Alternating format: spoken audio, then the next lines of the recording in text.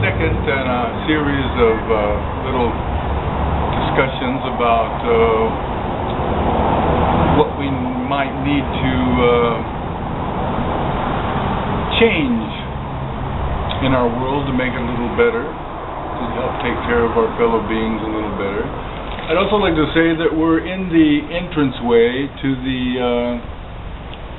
First Christian Church here at Oak and 11th in downtown Eugene. If you're ever in the area, you might want to stop by. It's celebrating its 100th year anniversary this year, and it's a beautiful church with a big pipe organ inside and beautiful, wonderful people inside too.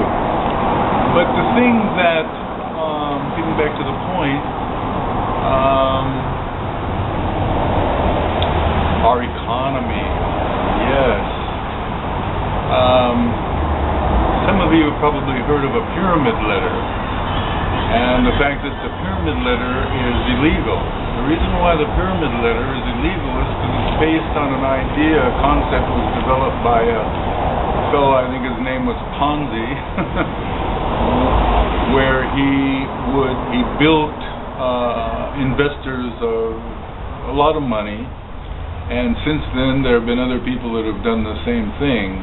One of the major earmarks of a Ponzi scam is that there's really no substance to the investment procedure or to the overall investing concept. Basically, the way it's set up in a pyramid scam is that you constantly need more new investors coming in at the bottom of the pyramid to keep the rest of the pyramid floating. Generally, this happens by society has sort of like a carrot in front of the donkey. Most recently, it was the .com carrot, and it would strive for producing goods at the top of the pyramid, so to speak, to perpetrate this financial situation. But now that we don't have a significant carrot to put in front of society for it to work for, there are not enough Peters coming in at the bottom of the pyramid scam to keep the pyramid floating to pay the Pauls, and it's starting to collapse. The economy would have probably collapsed many years ago had it not been for unemployment insurance, food stamps, Social Security, corporate bailouts, and most recently the Wall Street and big banking bailout.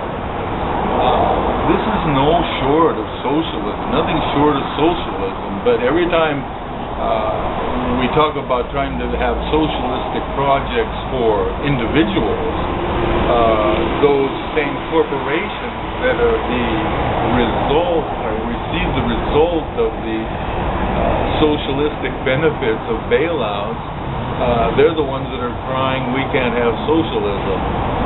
So what has happened here is we are using socialism to bail out an illegal Ponzi scam economic system. There is no way that this system can ever function and do anything but take money from the middle people and bottom people and give it to the top. It will go through cycles where the thing partially collapses, that those at the top have learned to milk all of the profits they possibly can through these cycles of slightly improving economy and then diminishing economy, and it just cannot, it's fraud. And to top it off, all of the interest that would normally, I think the average American who hasn't considered it would think that this organization called the Fed, we would naturally think that somehow that money, that interest, that profit that's being made off of banks and the money lending process would go to our government. But actually, it's going to a private corporation, which really solidifies and brings the full weight of the fact that this is a illegal scam being run not only on every American but on every person in the world, run by a private corporation called the Fed and the world banking institutions. And we just can't survive this. Whenever this happens in the past in Germany, the same thing is happening now. They develop a threat from without, a fear from within, use the fear tactics to unite the people in a war. They go out and blow up a bunch of things, a bunch of buildings, and then the banks come in and loan more money to start the whole process over again. But the process is illegal from beginning to end.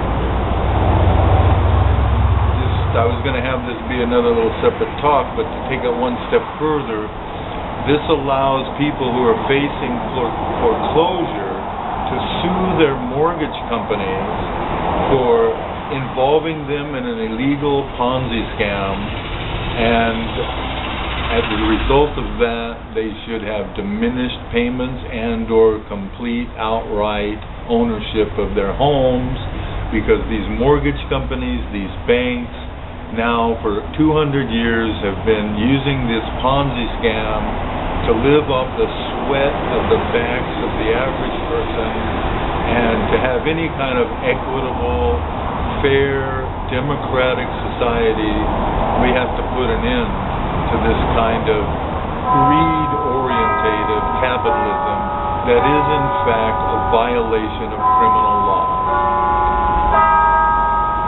So